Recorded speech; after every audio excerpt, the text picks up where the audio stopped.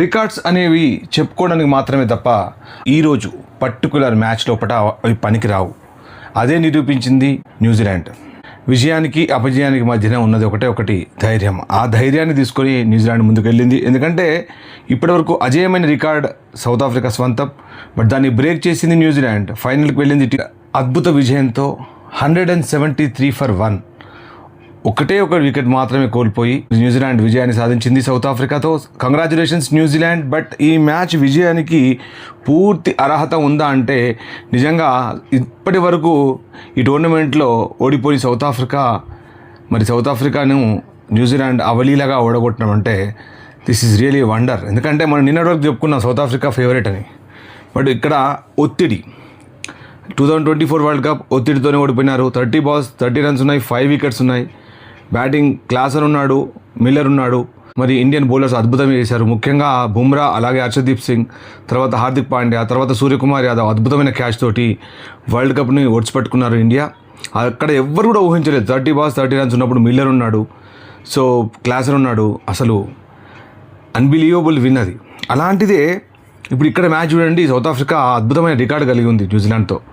5 మ్యాచ్లు అంటే 5 మ్యాచ్లు వరుసగా ప్రతి వరల్డ్ కప్లోనూ, T20 వరల్డ్ కప్లోనూ ఆడిన వరల్డ్ కప్లో అంతా కూడా సౌత్ ఆఫ్రికా గెలిచింది. బట్ ఇప్పుడు మాత్రం న్యూజిలాండ్ గెలిచింది. అంటే ఇక్కడ పోరాడడానికి మారిపోయారు న్యూజిలాండ్. ఈరోజు ఫిలిప్స్ క్యాచ్ కూడా డ్రాప్ చేశాడు. ఆ తర్వాత కూడా మిల్లర్ మరి ఒత్తిడి లోపల ఏంటో మళ్ళీ క్యాచ్ లేపి మిచెల్ క్యాచ్ పట్టగా అవుట్ అయిపోయినాడు. సౌత్ ఆఫ్రికా ఒక వికెట్ కోల్పోయింది. ముఖ్యంగా డీకాక్ మళ్ళీ రిటైర్మెంట్ తీసుకున్న తర్వాత మళ్ళీ వచ్చేసాడు వైట్ బాల్ క్రికెట్లోకి. సో వైట్ బాల్ క్రికెట్లోకి వచ్చిన తర్వాత ఓమోస్తరుగా ఆడాడు. మేబీ ఒక సెంచరీ కూడా సాధించినట్టున్నాడు. వరల్డ్ కప్లో మాత్రం అసలు ఏమాత్రం అతను పర్ఫార్మెన్స్ లేదు. మికెల్టన్ కూడా అద్భుతమైన ఫామ్లో ఉండే ఈ వరల్డ్ కప్లో అదరగొట్టాడు, కానీ తను ఫెయిల్ అయ్యాడు. బ్రెవిస్ మాత్రం 27 balls 34. అలాగే చివర్లో Marco Jansen 30 balls 55 అదరగొట్టాడు, 5 sixes 2 4s. కానీ లాభం లేదు, ఆ ఇన్నింగ్స్ ఏమాత్రం సరిపోలేదు. న్యూజిలాండ్ మాత్రం ఈ విజయానికి పూర్తి అర్హత సాధించిందని అనుకోవాలి. మరి ఫైనల్లో అటు ఇంగ్లాండా ఇండియానా అనేది రేపు తెలుస్తుంది.